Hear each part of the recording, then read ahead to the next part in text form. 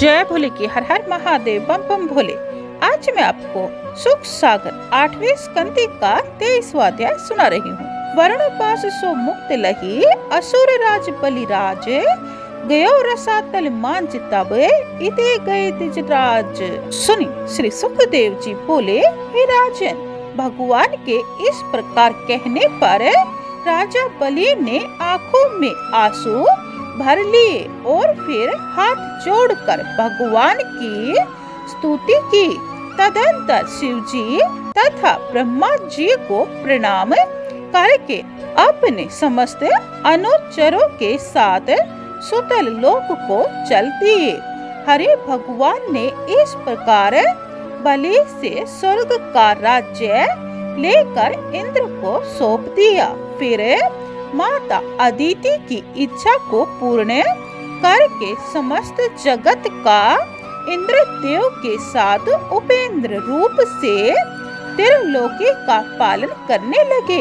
इसके बाद अपने पौत्र बलि के ऊपर भगवान का अनुग्रह देख भक्तराज प्रहलाद भक्ति भरे हुए वाक्यों से भगवान की स्तुति करते हुए बोले, हे भगवान, आप ही सर्वज्ञ और सर्व आत्मा है।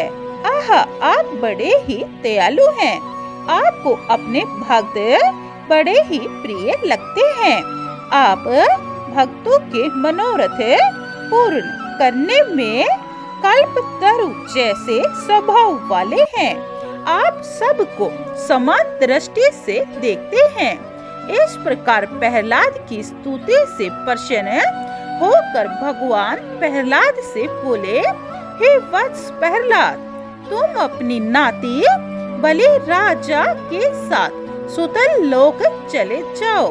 वहाँ पर तुम दरवाजे पर गदा हाथ में लिए हुए द्वारपाल की तरह खड़े हुए मुझे नित्य देखते रहोगे। श्री सुखदेव जी बोले, हे राजन, इस प्रकार भगवान की आज्ञा पाकर बलि के साथ ऐसा ही हो।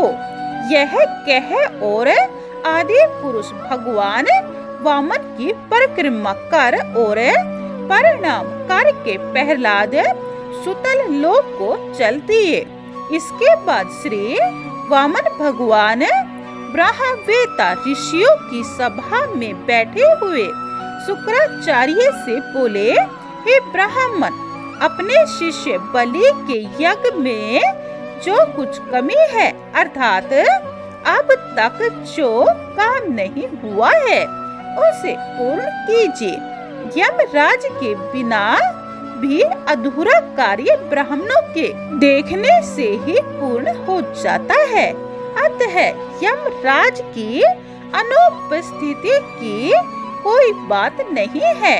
भगवान की यह आज्ञा पाकर शुक्राचार्य जी ने यज्ञ के अविष्ट कार्य को पूरा किया। हे राजन परीक्षित, जो कोई मनुष्य भक्ति श्रद्धा पूर्वक वामन भगवान की इस अलौकिक चरित्र को सुनता, सुनाता या पाठ करता है, उसे परम गति प्राप्त होती है। बोलिए वामन भगवान की जय। 23वां अध्याय समाप्तम। जय भोले की 24वां अध्याय यह आप दूसरी वीडियो में सुने। पूरी सुख सागर सुनने के लिए चैनल सब्सक्राइब कर ले और कमेंट में जय भोले की लिखे। जय भोले की हर हर महादेव बम बम भोले।